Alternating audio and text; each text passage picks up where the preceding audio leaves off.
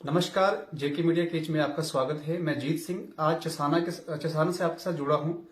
बताना चाहूंगा मेरे जंगलात के जो अधिकारी हैं वो बीजेपी के ऑफिस के सामने जो है प्रोटेस्ट करते रहते हैं। मतलब कंटिन्यू उनकी प्रोटेस्ट जो है जारी है, लेकिन उनका मसला हल नहीं हो रहा है। आखिर ऐसे जो जितने भी एम्प्लॉय हैं वो क्यों सड़कों पे हैं, जम्मू कश्मीर के अंदर खास करके। तो इसी विषय के ऊपर बात करने के लिए हमारे साथ रेवरे जंगलात के एक एम्प्लॉय हैं मिस्टर जगदीश ठाकुर चसाना से। तो आज हम उन्हीं से बात करने की कोशिश करेंगे कि ये भी जो प्रोटेस्ट का एक हिस्सा है, इन्होंने क्या देखा और क्या मैसेज करना चाहेंगे, उन्हीं से हम बात करने की कोशिश करते हैं। सबसे पहले सर आपका जेके मीडिया केज में स्वागत है। शुक्रिया जी। आप वक्तन फवक्तन हमारी वॉइस को रेज करते हो। मैं आपके चैनल का और जम्मू कश्मीर के जितने भी मीडिया बंधु हैं, मैं उनका तहे दिल से शुक्रिया अदा करता हूं। तो सर आपकी जो प्रोटेस्ट है आजकल कंटिन्यू जो है जम्मू मतलब बीजेपी ऑफिस के सामने जो है हम देखते आ रहे हैं कंटिन्यू है, तो क्या रीजन है, किस वजह से आप लोग जो है वहां पे प्रोटेस्ट कर रहे हैं? एक्चुअली जी मैं आपको बताऊं कि 2017 में जब पीडीपी और बीजेपी की सरकार थी, उस समय पीडीपी और बीजेपी सरकार ने हमें एडजस्ट किया था एक एज ए रेवरे जंगलात, और उसमें ये मेंशन किया गया था कि आफ्टर 5 इयर्स आपको एक जो आप जिस पोस्ट के लिए डिजर्व करते हो उस पोस्ट को लेकर आपको आफ्टर 5 इयर्स रेगुलराइज किया जाएगा। लेकिन अभी तक हमने ऐसा कुछ भी नहीं किया, इसलिए हम यहाँ पे प्रोटेस्ट कर रहे हैं। सर आपने मतलब आपकी जो प्रोटेस्ट है 40 दिनों से कंटिन्यू चली जा रही है, तो बीजेपी के ऑफिस के सामने तो कोई ऑपोजिशन पार्टी का लीडर कोई जो आपकी सपोर्ट में आया हो? जी बहुत बढ़िया क्वेश्चन किया आपने। अभी तक चाहे नेशनल कॉन्फ्रेंस के डॉक्टर फारूक अब्दुल्ला जी हों, चाहे उमर अब्दुल्ला जी हों, चाहे उनके कबीना के बहुत सारे मंत्री, हमारे मंत्री मलिक साहब भी हैं, वहां से अपने अब्दुल गनी मलिक जी भी हैं, उनकी मियां अल्ताफ जी हैं। उसके बाद आप पीडीपी को लीजिए, पीडीपी के महबूबा मुफ्ती जी हैं, उनके जो कबीना के जो लोग हैं, उनके पार्टी के साथ जो जुड़े लोग हैं वो भी नहीं। उसके अलावा कांग्रेस के जो हमारे जी ए मीर हैं, अभी जो प्रेसिडेंट हैं वो भद्रवाह से, डोडा भद्रवाह से हैं, रमन भल्ला जी हैं। उसके बाद आप चलिए हर्षदेव जी हैं, अपनी पार्टी है आम आदमी पार्टी, अपनी पार्टी के बुखारी जी हैं, उसके वाइस प्रेसिडेंट एजाज अहमद खान जी। कोई भी अपोजिशन का लीडर हमारे बीच नहीं आया, हमारी बात को डायरेक्टली और इनडायरेक्टली रखने के लिए नहीं आया। मैं तो ये समझूंगा कि ये जम्मू और कश्मीर के लोगों के बच्चों के साथ, नौजवानों के साथ इनको प्यार नहीं, इनको अपनी कुर्सी के साथ प्यार है। और मैं यहां से एक मैसेज देना चाहता हूं, एक बहुत पॉजिटिव मैसेज देना चाहता हूं कि ये लोग अपोजिशन वाले सोचते होंगे कि ये बीजेपी से तंग कर हमें वोट देंगे। सर उससे बढ़कर भी हमारे पास एक गवर्नमेंट ऑफ इंडिया और गवर्नमेंट ऑफ जम्मू और कश्मीर ने एक ऑप्शन रखा है, नोटा।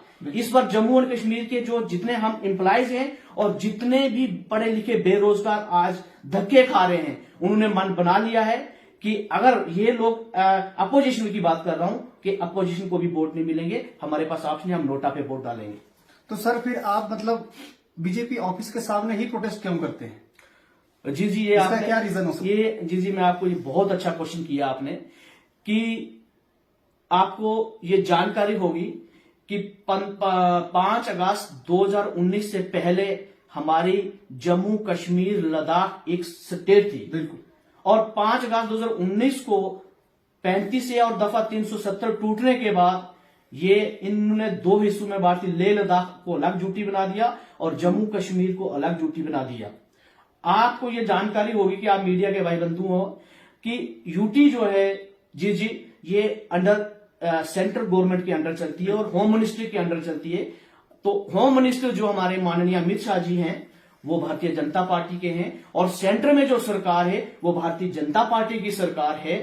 तो डायरेक्टली और इनडायरेक्टली जम्मू कश्मीर के एलजी जो हैं वो भारतीय जनता पार्टी की डायरेक्शन पे काम करते हैं, इसमें कोई दो राय नहीं है।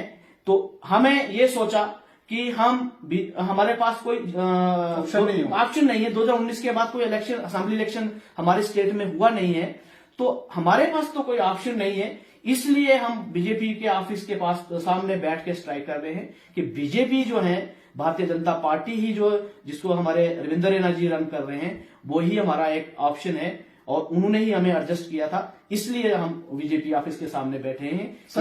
एक चीज मैं और पूछना चाहूंगा, जैसे जब आपका जो मतलब जब आपको ज्वाइनिंग मिली थी, है ना, ज्वाइनिंग टाइम जब आपने डिपार्टमेंट में ज्वाइन किया था, तो उस टाइम किसकी सरकार थी जम्मू कश्मीर में? जी बढ़िया क्वेश्चन पूछ रहे हो आज आप। उस समय जी भारतीय जनता पार्टी और पीडीपी की सरकार थी, कोलिशन गवर्नमेंट थी। उस समय आपको ये जानकारी होगी, आफ्टर 15 अगस्त 1947 के बाद भारतीय जनता पार्टी जम्मू कश्मीर में ना तो अपने बलबूते पे सरकार बना पाई थी और ना ही किसी कोलिशन पार्टनर के साथ वो सरकार बना पाई थी।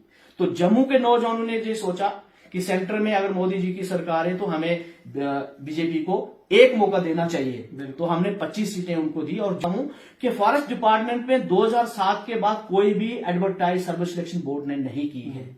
तो हमने इनके पास अप्रोच किया कि हमें एडजस्ट करो, हमारे एडवर्टाइज निकालो हमें सर्विस सिलेक्शन बोर्ड के तहत। तो इन्होंने हमें रेफरेंस जंगलात एडजस्ट किया और उस समय सरकार भारतीय जनता पार्टी और पीडीपी की थी। तो सर दूसरी बात और भी है कि जैसे अगर बीजेपी को आज आप प्रोटेस्ट करते हो और बीजेपी और उस टाइम इसकी पीडीपी की जो सरकार थी, कोलिशन गवर्नमेंट थी, रेबरे किले और रेबरे जंगलात तो बीजेपी के टाइम के लगे हुए हैं ना, और वो भी एक कैबिनेट डिसीजन के तहत लगे हुए हैं। तो जी मुझे लगता है कहीं ना कहीं मंशा सही नहीं है। अगर इंसान की नीयत सही हो, भारतीय जनता पार्टी की नीयत सही हो, तो ये कोई ज्यादा काम नहीं है, क्योंकि हमारा कैबिनेट डिसीजन हुआ था और उस कैबिनेट डिसीजन के तहत हम लोगों को एडजस्ट किया गया था। तो अगर ये करना चाहे तो ये बहानाबाजी है, ये कर सकती है। तो मैं ये मानता हूं कि हमारा तो चलो कैबिनेट डिसीजन है, मुझे लगता है कि इनका भी करना चाहिए इन लोगों को। बिल्कुल जी। सर दूसरी चीज मैं एक और पूछना चाहूंगा आपसे, जैसे कि आपकी प्रोटेस्ट जो है, आपकी स्ट्रगल जो है कंटिन्यू जारी है, कोई बीजेपी का मंत्री या कोई लीडर जो है आपके प्रोटेस्ट में आया और आपकी क्या क्या डिमांड्स है? जी हाँ, भारतीय जनता पार्टी के जो हमारे माननीय रविंद्र रैना जी हैं, वो शाना बशाना हमारे बीच में आते रहते हैं और हमारी सपोर्ट करते हैं और आश्वासन भी ये भी भरोसा दिलाते हैं कि आपका काम हो जाएगा। और उन्होंने हमें अपनी गाड़ी में बैठा के, देखो जो सही है तो वो बात करनी चाहिए। रविंद्र रैना जी ने हम अपनी गाड़ी में बैठाकर, हम 11 लोगों को अपनी स्कॉर्पियो में बैठाकर हमें कमीशन सेक्रेटरी से मिलवाया था और फिर हमें एलजी साहब से भी मिलवाया था।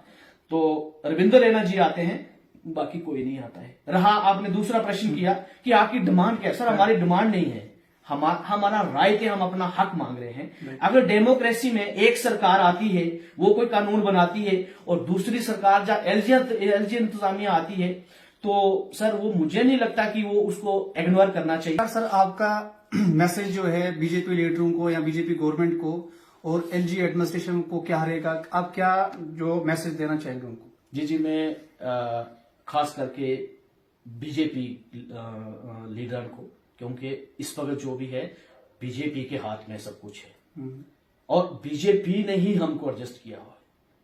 हमें ये जो ग्रेड दे रहे हैं जी ये 1900 का ग्रेड दे रहे हैं, हमें 1900 का ग्रेड बिल्कुल कतई मंजूर नहीं है, भला हम रिजाइन देके घर में बैठ जाएंगे। 1900 का ग्रेड जो है एक 10th स्टैंडर्ड के बच्चे का है। सर आप प्रोफेशनल डिग्री करके आते हो, BSc forestry, MSc forestry, PhD, DDR, FRI से है, पंतनगर यूनिवर्सिटी से हमारे प्रोडक्ट हैं। तो सर आप मुझे बताइए कि अगर एक डॉक्टर को आप एनओ की पोस्ट दोगे तो वो कहां का इंसाफ है, वो कहां का जस्टिस है? जी ये मुझे समझता हूं कि सरासर ना इंसाफी है। और दूसरी तरफ से मैं आपको बताऊं कि रेबरे जरात जो है agriculture, BSc agriculture, BSc forestry, वो जरात है, हमारा जंगलात है, टोटली इतना डिफरेंस है। उनको 4200 ग्रेड दिया गया है, इसी सरकार ने दिया है और वो ये एग्रीकल्चर एक्सटेंशन ऑफिसर काम कर रहे हैं। हम गवर्नमेंट से यही रिक्वेस्ट करेंगे कि हमें आप 4200 ना मत दें, अब 1900 मत दें। हम 2800 से ग्रेड से हमारी ये डिमांड है कि हमें 2800 ग्रेड चाहिए, उससे कम हमें बिल्कुल कोई चीज मंजूर नहीं है। और मैं खास करके रेबरे जंगलात की बात करना चाहूंगा कि हमें 250 से कम बिल्कुल भी कोई भी पोस्ट हमें मंजूर नहीं है। 1900 ग्रेड में हम कभी जॉब नहीं करेंगे। और एक चीज और बताना चाहूंगा कि हमें माननीय प्रधानमंत्री जी से बहुत प्यार है, हम उनसे दूर नहीं जाना चाहते हैं। हमें रविंद्र रैना जी से भी बहुत प्यार है, उन्होंने हमारे साथ बहुत सपोर्ट की है। आरएस पठानिया साहब भी आज आए थे हमारे बीच में, हमें उनसे भी उम्मीद है। मैं सबसे ज्यादा उम्मीद रखूंगा रविंद्र रैना जी से कि वो हमारे इन मसलों को हल करेंगे और हमें जस्टिस दिलाएंगे। और हम ये चाहेंगे कि आने वाले टाइम में हम उनकी सपोर्ट करेंगे। अगर आज वो हमारी सपोर्ट नहीं करते हैं जी तो मुझे नहीं लगता कि आने वाले टाइम में कोई भी जम्मू कश्मीर का युवा जो है वो भारतीय जनता पार्टी की सपोर्ट करेगा, क्योंकि खाना खा के जी भूख हटती है, कोई बाकी किसी की बिल्डिंगें बनाने से भूख हटती नहीं है। तो मैं यही उम्मीद करूंगा एलजी इंतजामिया से, एलजी साहब के पास हमारा फॉरेस्ट डिपार्टमेंट है, मैं उनसे भी रिक्वेस्ट करूंगा कि इतना अन्याय मत करो। रेना जी से भी रिक्वेस्ट करूंगा कि आप हमारी बहुत आपने सपोर्ट की है और मुझे ये भी उम्मीद है कि आप हमें अपना हक दिला कर ही रहेंगे। तो मैं इसके साथ आजाद चाहता हूं जीत जी। शुक्रिया। जय हिंद, जय भारत। तो ये थे जगदीश जी जो रेबरे जंगलात के एक एम्प्लॉय हैं। इनको इनकी यही डिमांड है, यही एक एलजी एडमिनिस्ट्रेशन से यही इनकी अर्ज है, जो रेगुलराइजेशन है जल्दी से जल्दी किए जाए, क्योंकि ये काफी टाइम से जो लटके हुए हैं। और दूसरी बात ये है कि काफी अरसे से ये लोग प्रोटेस्ट पे हैं। ये अपना घर बार छोड़ के जो है बीजेपी के ऑफिस के सामने इसलिए हैं कि कहीं ना कहीं इनको जो है अपना राइट मिल जाए, हक मिल जाए, क्योंकि इनके साथ जो है काफी ज्यादा अन्याय किया जा रहा है। और इनका जो 2800 का जो इन्होंने अब ऐड किया ग्रेड है, 2800 का ग्रेड इनको मिलना चाहिए, क्योंकि